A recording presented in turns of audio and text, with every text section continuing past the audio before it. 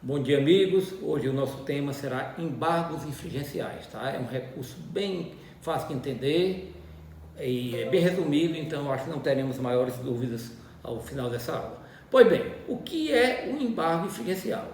Antes, nós temos que saber o que é um acórdão. E como vocês devem saber, o acórdão é toda decisão colegiada.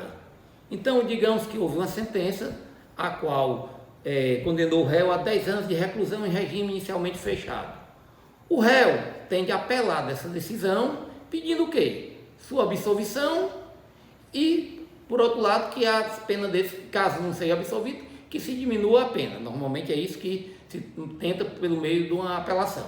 Pois bem, a apelação ela vai ser julgada por um órgão colegiado, ou seja, mais de um juiz ou mais de um juiz. Quando eu falo juiz no sentido lato, né?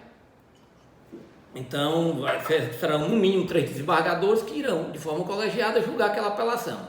Então, imaginemos que o desembargador A entende, por conhecer o recurso, porque o recurso está formalmente perfeito, é a apelação que deveria ser manejada, ela foi interposta no prazo de 5 dias, como determina a tempestividade dela, ela foi endereçada corretamente, tudo está formalmente perfeito. Então, necessariamente, esses desembargadores vão conhecer o recurso de apelação.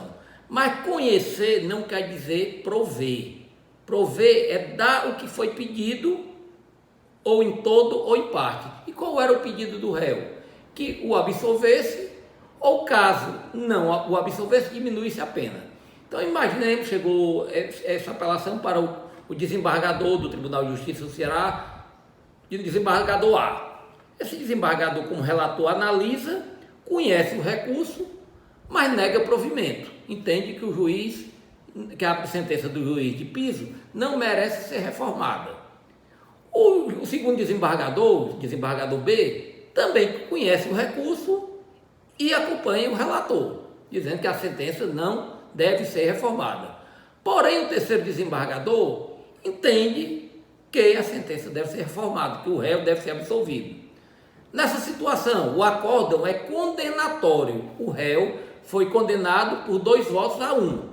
E de toda sentença, toda decisão condenatória, nos termos do artigo 609 do Código de Processo Penal, de toda sentença, todo acórdão condenatório não unânime, certo? Em situação de apelação, recurso em sentido estrito, em algumas situações não cabe, por exemplo, de habeas corpus não caberia. Cabe o que nós chamamos embargos infringenciais. E vou tentar lembrar vocês um caso, para vocês verem o quanto é importante esse recurso.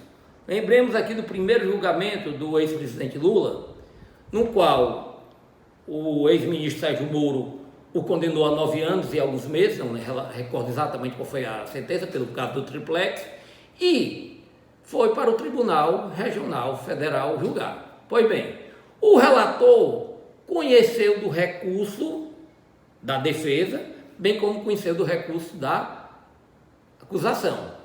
Negou provimento ao recurso da defesa e deu provimento ao recurso da apelação no sentido de aumentar a pena. O segundo desembargador federal também deu o mesmo voto. E aí imaginemos se o terceiro desembargador tivesse divergido. Olha como o Brasil teria uma história diferente.